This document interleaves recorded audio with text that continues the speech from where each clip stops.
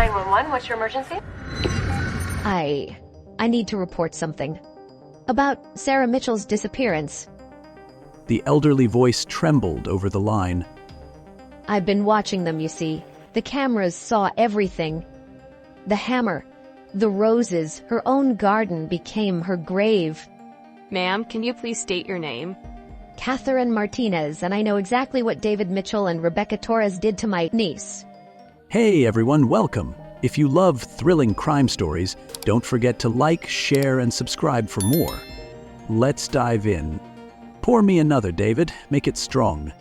Rebecca Torres dragged a manicured hand through her tangled dark hair, smudged mascara streaking down her cheeks. Her designer blouse, now wrinkled, stained, was the same one she'd been wearing when Sarah had walked in on them just hours ago. David Mitchell's hands trembled as he tipped the bourbon bottle, amber liquid splashing onto the pristine marble counter. Sarah's counter. She had agonized over that marble during last spring's renovation, running her fingers along its smooth surface, imagining their future. Now, her blood was still drying beneath his fingernails. "We need to think clearly," he murmured, his voice unnervingly steady for a man who had just killed his wife. Rebecca let out a sharp, brittle laugh. Too loud, too raw. "Think clearly? We just murdered my best friend. Your wife! She's lying up there with her skull." "Shut up." The bourbon bottle slammed against the counter, the impact rattling the glassware. David's breath came hard and fast, his pulse hammering against his temple. "Just shut up." Silence stretched between them, thick with the scent of alcohol and something far more damning. Guilt. Rebecca swallowed hard, her lips parting as if to argue, but no words came.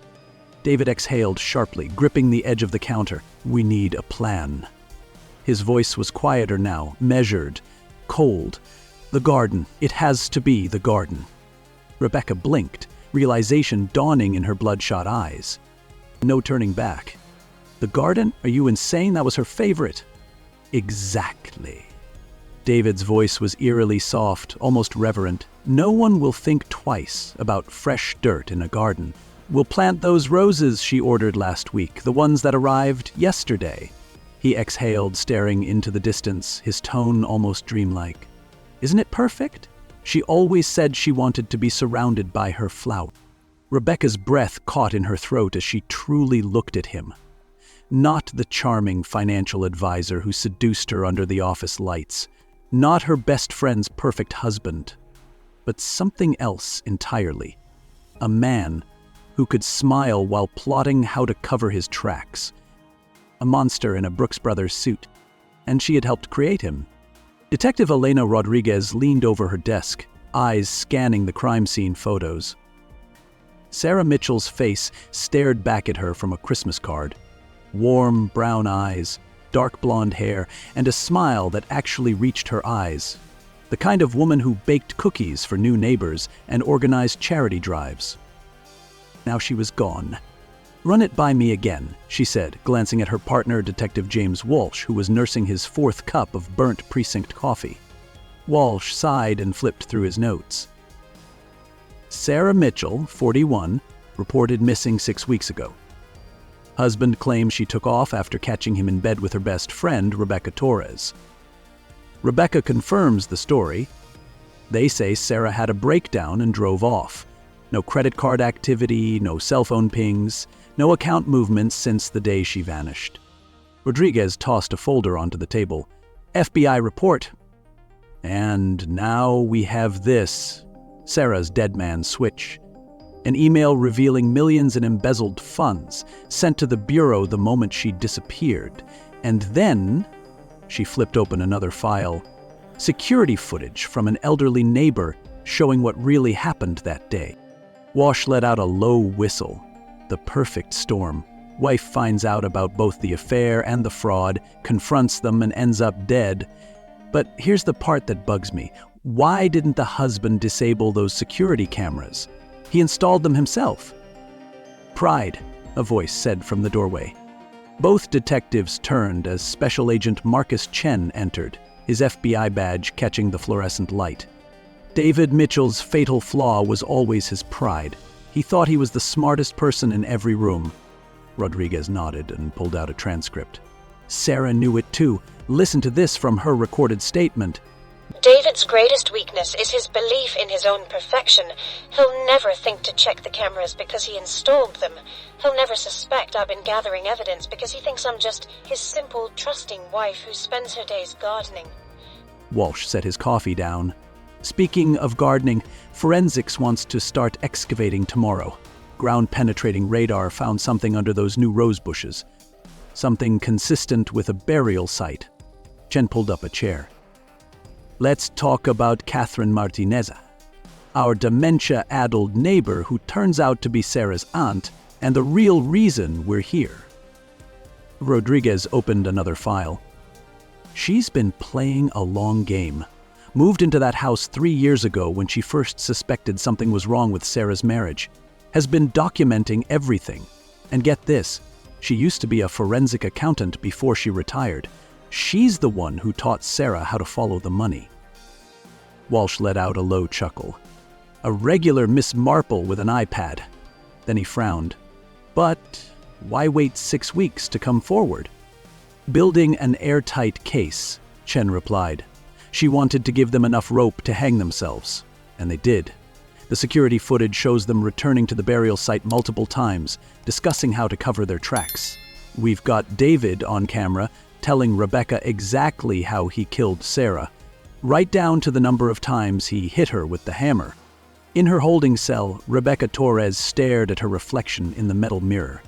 The woman looking back was barely recognizable. The tailored clothes were gone, replaced by a shapeless orange jumpsuit. Her carefully styled hair hung limp around her pale face. Monsieur Torres? A guard appeared at the bars. Your lawyer's here. The attorney, a sharp-faced woman in her 50s, sat waiting in the consultation room. Rebecca, we need to talk about a deal. A deal? Rebecca's voice cracked. What kind of deal can there be? They have everything on video. The prosecution is willing to consider a reduced sentence in exchange for your testimony against David Mitchell, particularly regarding the financial fraud. Rebecca let out a hollow laugh. Sarah told me everything. Every secret, every fear. Did you know she confided in me when she first suspected David was stealing from the firm, and I convinced her she was being paranoid? I gasped in all the right places, gave all the right advice, while helping David move millions through offshore accounts. She leaned forward, haunted eyes locking onto her lawyers. I watched him kill my best friend. I helped him bury her in her own garden. Then I posted on her Facebook pretending to be worried. I hugged her mother at the vigil I organized. Her voice cracked. Tell me, counselor, what kind of deal could possibly absolve that? The lawyer hesitated. Rebecca let out a shaky breath. You want to know the worst part? She whispered. Sarah called me that morning. She was crying. She said she needed her best friend. If I hadn't been in her bed with her husband when she came home, she broke down, mascara-stained tears streaking her face. Detective Rodriguez leaned in. Tell me about the hammer, Rebecca. Rebecca's hands started shaking. I see it every time I close my eyes. The way David just... Her voice dropped to a whisper. Sarah was looking right at me when he swung. When the first blow... Her breath hitched. Oh God. Her eyes. They were begging me to stop him. The quarterly reports need revision, Miss Torres. David Mitchell's voice had always carried that undercurrent of amusement, like he was constantly in on some private joke. He leaned over her desk, his cologne, something expensive and subtle, sending a shiver down her spine. Stay late tonight? He murmured. I'll walk you through it. Rebecca remembered smoothing her skirt, trying to hide the tremor in her hands. Of course, Mr. Mitchell. I'll order dinner? David, he corrected, flashing that disarming smile. After hours, I'm just David. Hey, Mitch made it seem inevitable, Rebecca whispered, staring at the table, like we were star-crossed lovers in some tragic romance. God, I was such a fool. Rodriguez pressed on. When did you realize what he was really doing? Rebecca laughed bitterly. Would you believe it was Sarah who made me suspicious? She started asking questions. I mentioned it to David, thinking I was helping him.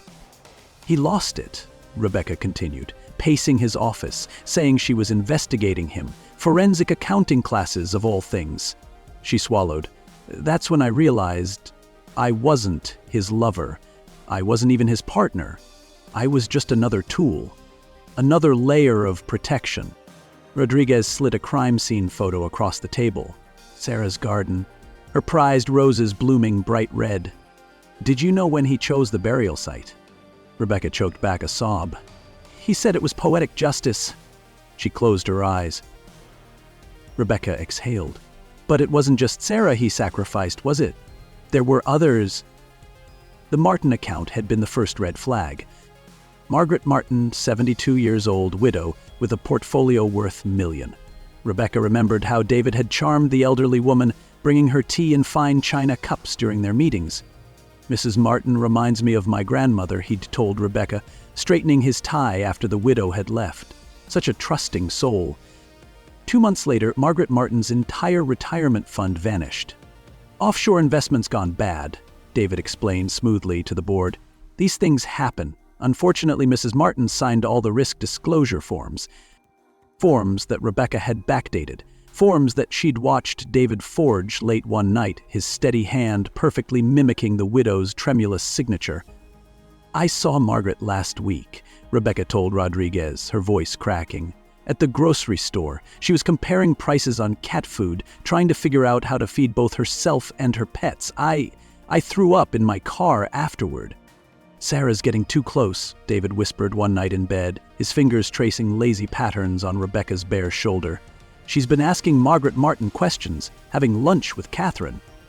Catherine? Her aunt? I thought she had dementia. David's laugh was cold. That's what she wants everyone to think. But I've seen her watching. Always watching with those cameras of hers. We need to be careful. Maybe we should stop, Rebecca had suggested, fear finally outweighing desire. Return some of the money, make it look like an investment recovery. His fingers had stopped their gentle caress, suddenly digging into her flesh. Stop? We're in too deep for that, darling. Besides, you're as implicated as I am now. Every document, every transfer, every fake signature, your fingerprints are all over them. You promised no one would get hurt, and no one will. As long as you stay smart, stay loyal. His kiss had been possessive, bruising. You are loyal to me, aren't you, Rebecca? The affairs weren't even about sex, Rebecca told Rodriguez, her mascara creating dark rivers down her cheeks. They were about control. Every woman he seduced had something he needed. Access, information, alibis. I wasn't special. I was just the one who fell hardest for his act. Rodriguez slid another photo across the table. A garden party from 2 years ago, Sarah in a summer dress, Rebecca beside her, both smiling at the camera. David stood in the background, watching them. Tell me about this day, Rodriguez prompted. Rebecca touched the photo with trembling fingers.